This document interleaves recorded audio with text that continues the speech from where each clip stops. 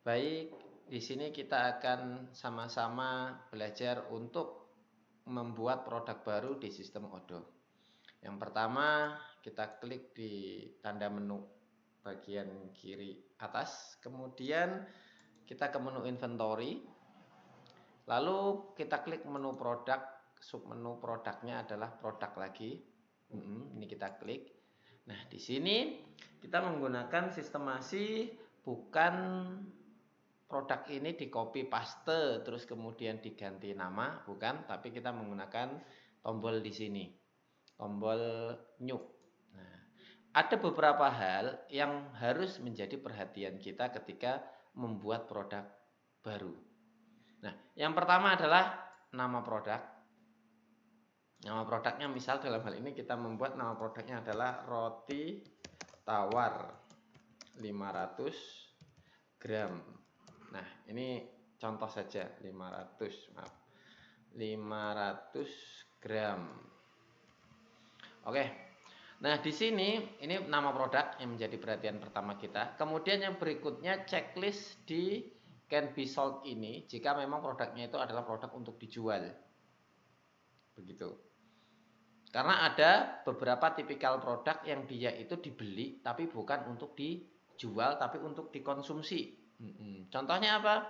Misalkan pulpen yang kita pakai untuk keperluan kantor, misalkan seperti itu. Kita beli pulpen, tapi pulpen itu kan nggak kita jual, tapi untuk konsumsi.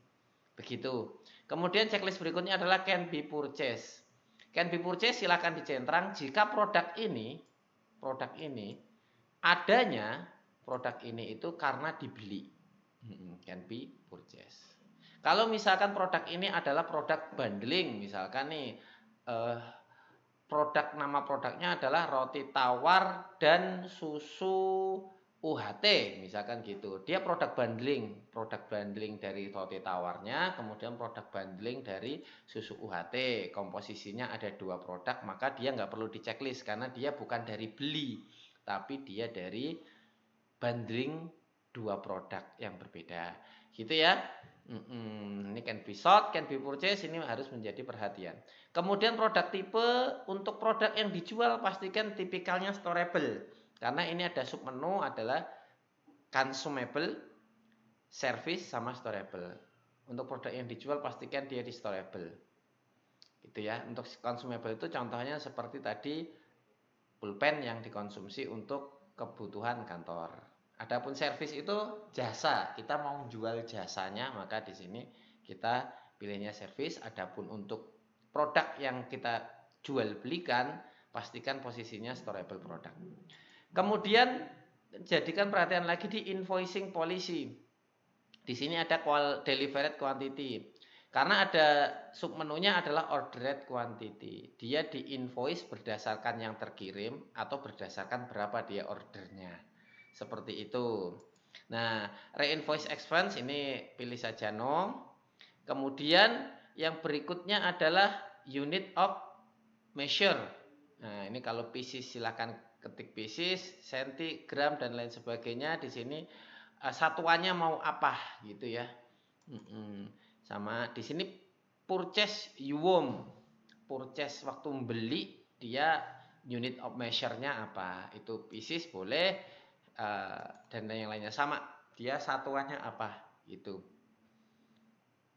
Kemudian berikutnya sebentar sebelum lanjut, boleh nggak ini berbeda? Jawabannya boleh asal masih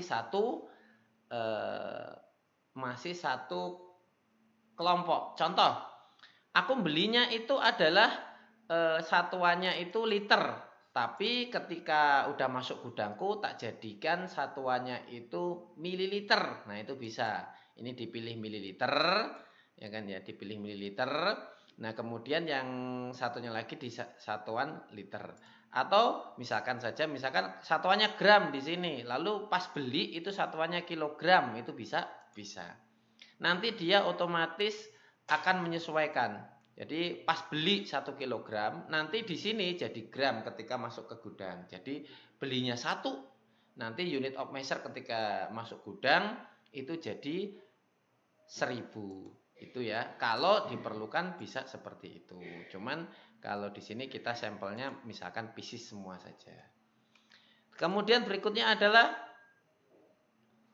sales price, harga jualnya. Harga jualnya standarnya berapa? Misalkan di sini kita tulis aja 5.000, misal gitu ya. Nah, ini jika ada pajaknya, ada PPN atau tidak, ya kan? Nah, berarti kalau ini ada pajak 11% jika kita sertakan PPN. Nah, cost-nya ini jika kita sudah mengetahui harga modalnya berapa nanti ya gitu. Kalau belum tahu, ini kosongkan saja, nanti begitu pembelian, begitu produk itu dibeli, dia otomatis terisi. Tapi kalau sudah tahu modalnya silakan diisi. Kemudian yang berikutnya produk kategori. Produk kategori pastikan ketika dia itu produk untuk dijual maka dimasukkan ke sellable. Lalu berikutnya adalah internal reference. Ini mandatory karena ini nanti yang akan menjadi patokan di marketplace itu SKU kita apa. Contoh ini dibikin saja R roti tawar 500 misalkan gitu ya. Internal reference-nya RT 500. Barcode jika ada, kalau nggak ada nggak masalah. Product text ini nggak ada nggak apa-apa. Nah, kemudian di sini selain di sini maka kita ada beberapa atribut-atribut yang kita bisa isi juga. Kalau di sini jika ada varian, jika tidak silahkan lewatin saja. Nah, di sini sales silahkan upsell atau cross sell-nya silahkan jika ada, tapi kalau jika tidak silahkan kosongkan. Termasuk purchase-nya tadi. Nah, di sini ada pilihan vendor. Jika sudah ada pilihan vendor, kita bisa misalkan vendor kita siapa? Ini di sini bisa diketikkan vendor kita siapa, harga dari vendor itu berapa. Nah, ini lead time pengirimannya berapa? 1 hari kah? 2 hari? 5 hari? Gitu ya. Nah, di sini bisa juga menampilkan contoh ada produk varian, produk names. Iya, ini juga bisa. Kuantitinya berapa gitu bisa. Termasuk ada jika ada 2 vendor, ini maka pilih 1, pilih add lens lagi. Itu jika mau diisi secara lengkap. Sama seperti tadi terkait invoice polish, ini ada kontrol polish. Ini tagihannya itu dihitung berdasarkan yang diterima atau kita ordernya berapa. Gitu. Kemudian yang berikutnya adalah yang menjadi mandatori adalah di inventory. Di inventory ini pastikan rules-nya berjalan dengan sebagaimana mestinya, yaitu apa? Jika produk ini hasil dari beli, kita dapat produk ini hanya karena beli, maka silakan pilih BUI. Tapi kalau hasil produk ini adalah dari bundling, maka BUI-nya diilangin. Pilihlah manufaktur, dan di sini juga diilangin karena dia hasil bundling atau hasil manufaktur gitu ya. Kita sampelnya ini BUI saja, maka di sini tak centrang gitu. Ini jika ada volumenya, ada ukurannya silakan ditulis. Jika ada packaging juga silakan. Accounting ini jika produk ini khusus accountingnya beda gitu. Contoh misalkan dia kalau nerima masuknya ke akun mana gitu, tapi defaultnya ini enggak perlu dirubah. Seperti itu untuk membuat produk baru. Kemudian jika sudah, maka kita tinggal klik tanda panah ke atas, save manually. Jika pun tidak di save manually, ketika kita keluar dari halaman ini, dia secara otomatis tersimpan seperti itu. Nah, tapi kita gunakan ini saja. Nah, ini maka akan ada produk baru, SKU-nya RT 500, nama produknya roti tawar 500 gram. Demikian dan terima kasih.